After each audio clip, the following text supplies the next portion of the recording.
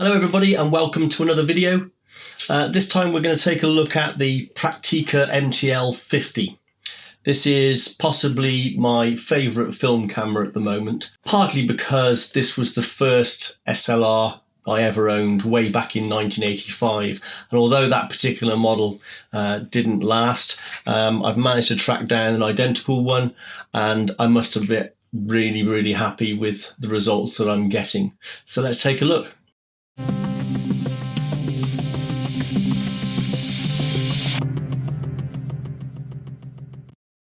So here it is, Praktica MTL50.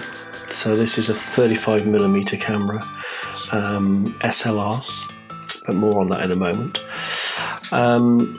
This particular model was made in 1985, and obviously it's in pretty good condition. Like I said in the introduction, this model of camera was the very first SLR I ever owned, so I've got a bit of a soft spot for it, and I must admit I wasn't disappointed once I got one again and given it a try. Just a quick run through of controls. So the lens on here, obviously like many other SLRs, the lens is changeable. This one is a 28mm f2.8. The lens is attached to the body of the camera using what's known as an M42 mount. Effectively, it's just a 42mm threaded opening, and the lens simply screws on and off. This was quite a common format. There are many different mounts used by many different manufacturers, bayonet fittings and screw fittings, etc. But the M42 was actually quite a common mounting, which means there's a lot of lenses still available today. So hopefully we can look at getting different ones for this. And in fact, I've already got a couple of other cameras that use the same mounting. On top here we've got a little winder for winding the film back into the spool once you've actually finished shooting, and it doubles up as a release for the back. So if I pull this up, oops, it opens up the back, and you can see there where the film would go. So you close that back down once it's in place, and I'll show you how to load it up in just a moment. We have a wind on then with a count, so that you know how many exposures that you've taken.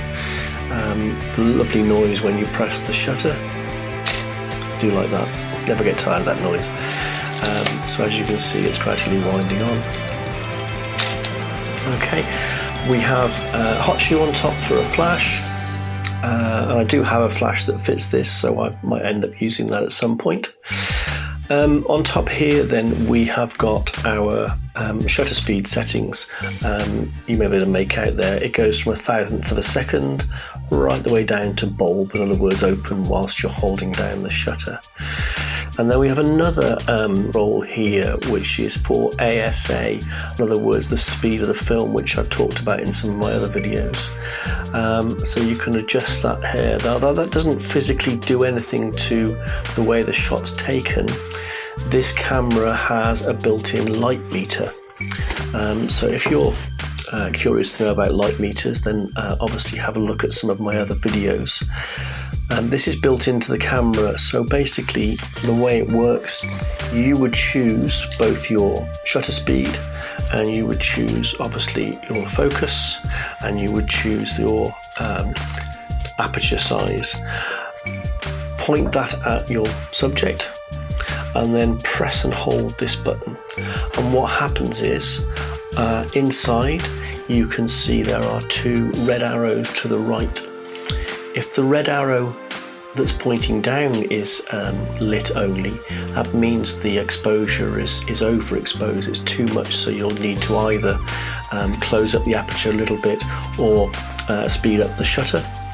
And obviously then the reverse, if the bottom arrow only is eliminated, the one that's pointing upwards means your exposure is underexposed, and you either need to open up the aperture or slow down the shutter speed, or a combination thereof. So the ideal shot, as illustrated here, is that both arrows lit pointing at each other. So this was pretty revolutionary when I was younger, because up until then you either had to use an external light meter, or you just had to get used to it, a bit of trial and error and making a lot of mistakes. Okay, so let's put some film in the camera. I've got here a new Kentmere 400 ASA black and white film. So just open this up. This film I rather like. It's very versatile, very forgiving, and has a nice sort of vintage feel to it when it's developed. Anyway, so to open the camera, we just basically pull on this spool here. The back pops open. Okay, and then the film slots in. We can push that back down again. Okay, and what we need to do then is just pull some film out until there's enough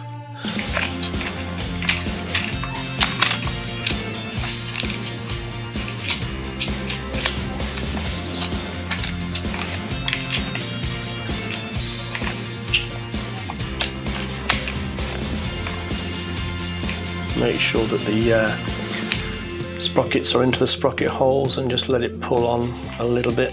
There we go, it's taken up. Close the back, and then on our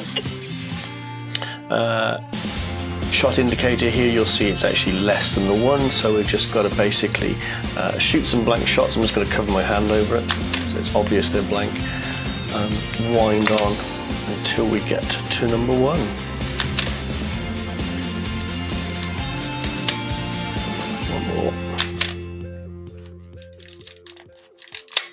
Here we go, we're at number 1. Now that the film's in, one last thing we need to do is our ASA indicator here is still set to the ASA of a previous film, so we just need to lift that and spin it around until, in this case, it's showing 400, which is the speed of the film, and that way then the light meter inside that I've already shown you will be correct calibration, if you like, for that speed of film. Right, it's good to go. Let's go and take it for a spin. Here are a couple of photographs I've taken with this camera, both colour and black and white.